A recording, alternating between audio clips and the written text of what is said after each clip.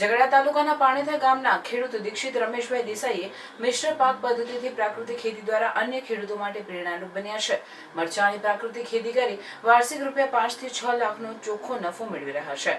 સાથે જ પ્રાકૃતિક કૃષિ થકી પ્રકૃતિનું જતન પણ કરી રહ્યા છે. BSc કેમિસ્ટ્રી સાથે સ્નાતક થયેલા ઝઘડા તાલુકાના પાણીથા ગામના ખેડૂત દીક્ષિત રમેશભાઈ દેસાઈએ જણાવ્યું હતું કે 2008ના વર્ષથી ખેતી સાથે સંકળાયેલો છું. તે સમયે મને નોકરી પણ મળી શકે તેમ હતી, પરંતુ ખેતીમાં વધુ ને વધુ રસ હોવાથી હું ખેતી તરફ વળ્યો હતો. શરૂઆતમાં હું રાસાયણિક ખેતી કરતો હતો, પરંતુ છેલ્લા 4 વર્ષથી મેં ગાય આધારિત પ્રાકૃતિક ખેતી કરવાનું શરૂ કર્યું છે. તેના પરિણામે ગુણવત્તાયુક્ત ઉત્પાદન પણ મેળવી રહ્યો છું. તેમની પ્રાકૃતિક ખેતીના અનુભવ વર્ણવતા ઉમેર્યું હતું કે શરૂઆતમાં 2 વર્ષ પ્રાકૃતિક કૃષિથી ઓછું ઉત્પાદન થયું હતું, પરંતુ બાદમાં ઉત્પાદન વધતું જાય છે અને ખર્ચ શૂન્ય થાય છે. સાથે જમીન પણ ફળદ્રુપ જળવાઈ રહે છે. આત્મ પ્રોજેક્ટ અંતર્ગત અમને જે રીતે તાલીમ આપવામાં આવતી તે રીતે કૃષિ કરતો ગયો, તેમજ 7 વીઘા જમીનમાં મિશ્ર પાક પદ્ધતિથી પાક ઉત્પાદન મેળવી રહ્યો છું. ચાલુ વર્ષે લીધેલા મરચીના પાકમાંથી મને ₹5 લાખ નફો થયો છે.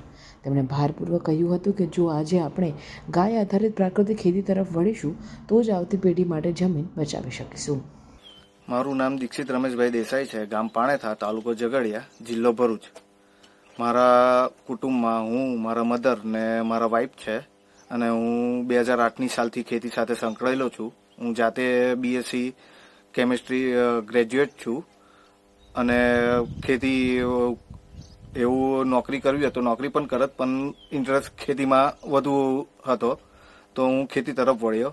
પણ 2008ની સાલથી હું રાસાયણિક ખેતી કરતો હતો. છેલ્લા 4 વર્ષથી પ્રાકૃતિક ગાય આધારિત ખેતી તરફ વળેલું છું અને છેલ્લા 4 વર્ષથી સ્ટેપ બાય સ્ટેપ જે આત્મા પ્રોજેક્ટની જે શિબિર છે એ એટેન્ડ કરીને જે રીતે ખાતર જમીન બચાવવા માટે જે એ લોકો સ્ટેપ બાય સ્ટેપ અમને કહેતા જાય કે આ તમે આ ખાતર ઘટાડો, આ ખાતર ઘટાડો. છેલ્લા અત્યારનો સ્ટેજ એવો છે કે અમે કોઈ ખાતર કે કોઈ દવાનો ઉપયોગ કરતા નથી, સિવાય કે ગાય આધારિત જે ગાયનું છાણ છે, પેશાબ છે ગાયનો, ગોળ છે, એ રીતનું બધું વાપરીએ છીએ. અને મેં આ વર્ષે મરચીનો ક્રોપ કરેલો છે અને તેમાં સારામાં સારું રહ્યું છે અને તે ગાય આધારિત જ છે અને પ્રોડક્શન પણ સારું લીધેલું છે. એમાં ₹5 લાખ નફો થયો છે મને ખર્ચો કાઢતા.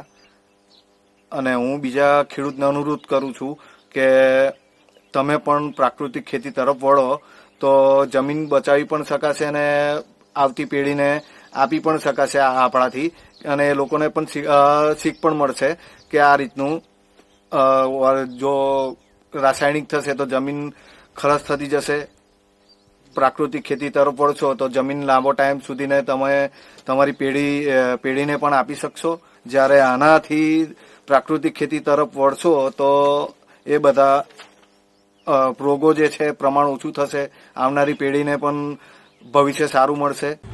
સમર વેકેશનમાં વોટર પાર્ક ના ગયા તો ક્યાં ગયા? અમે લોકો પહોંચી ગયા છે એક્વા બ્લુ વોટર પાર્ક.